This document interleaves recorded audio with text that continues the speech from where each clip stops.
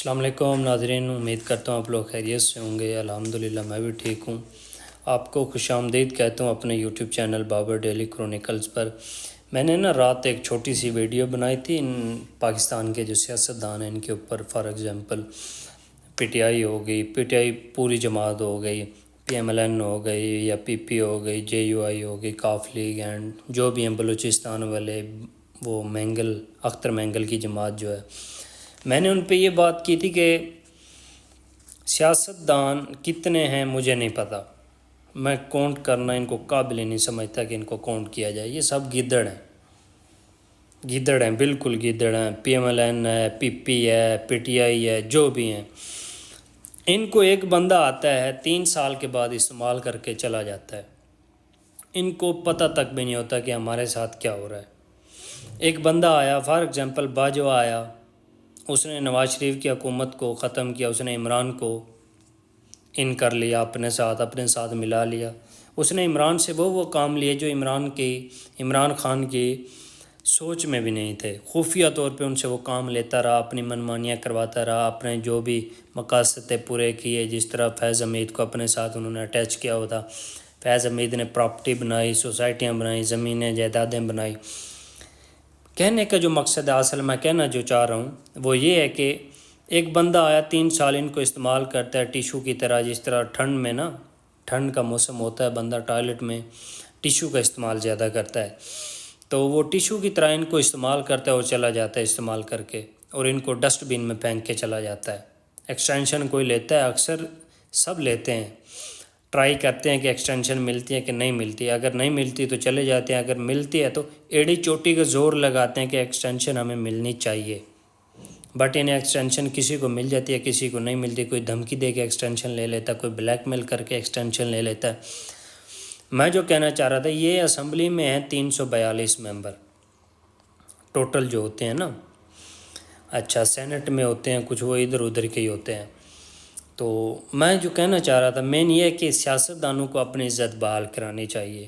میرے خیال سے اگر تمہاری عزت ہوگی تو اس عوام کی عزت ہوگی، اس پاکستان کی عزت ہوگی، اس قوم کی عزت ہوگی۔ بحیثیت ایک قوم آپ کو یہ سوچنا پڑے گا، بحیثیت ایک جماعت نہیں سوچنا پڑے گا آپ کو۔ بحیثیت جماعت آپ سوچتے رہیں، ایک چیف ہے، اس کے بعد دوسرا آ جائے گا، دوسرے کے بعد تیسرا آ جائے گا، ایک پی ٹی آئی کے ساتھ ہوگا، دوسرا نون لیگ کے ساتھ ہوگا، جو نیکسٹ آئے گا وہ پی پی کے ساتھ ہوگا، اسی طرح چلتا رہے گا۔ یہ سرکل ہے، یہ گھوم رہا ہے، کوئی آ رہا ہے کوئی جا رہا ہے۔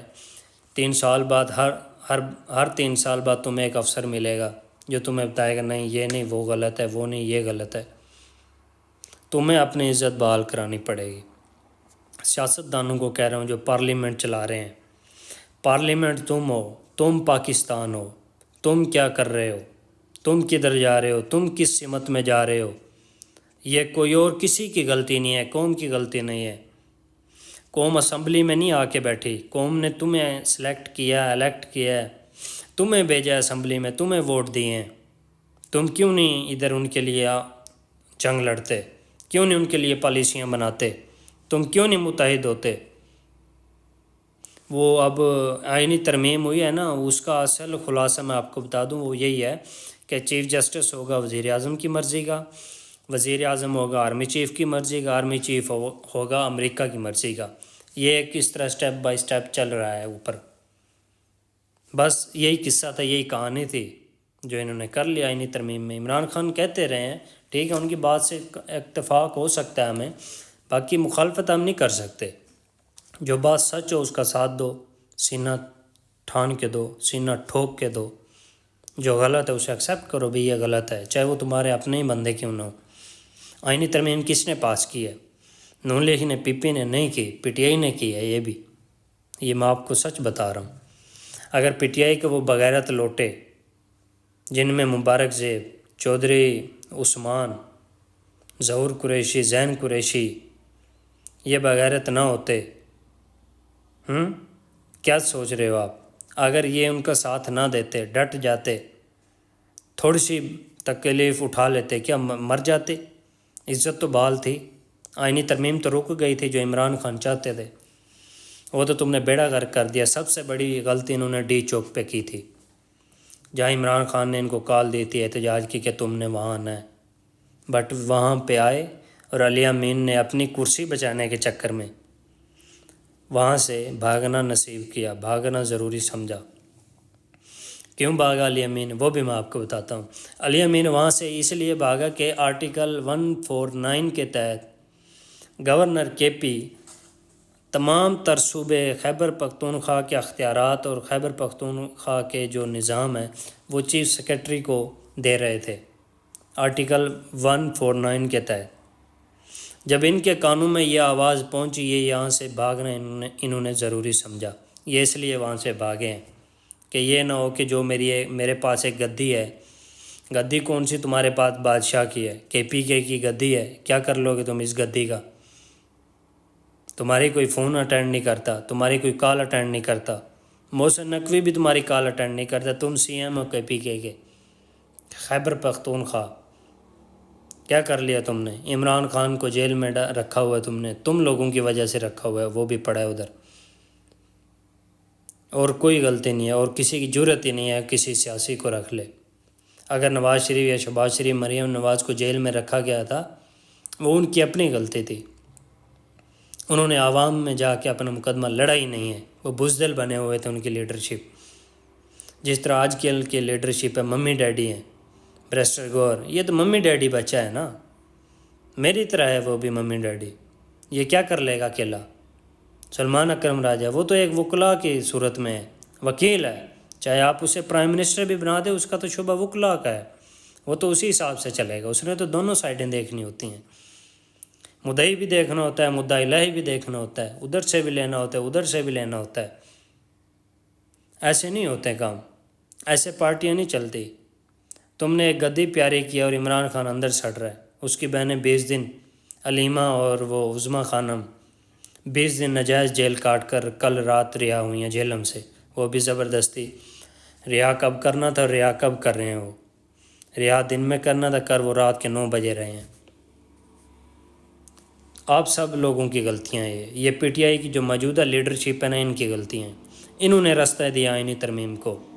وہ ایک بھائی کہہ رہے تھے نا کہ آئینی ترمیم PTI کے گھوڑوں پہ سوار ہو کر اسمبلی میں پہنچی ہے، تب جا کے وہ وہاں پہ منظور ہوئی ہے، ورنہ ایسے یہ منظور نہیں ہو سکتی تھی، کسی کی جرت بھی نہیں تھی۔ مولانا فضل الرحمان وہ بھی تمہارا پشتون ہے۔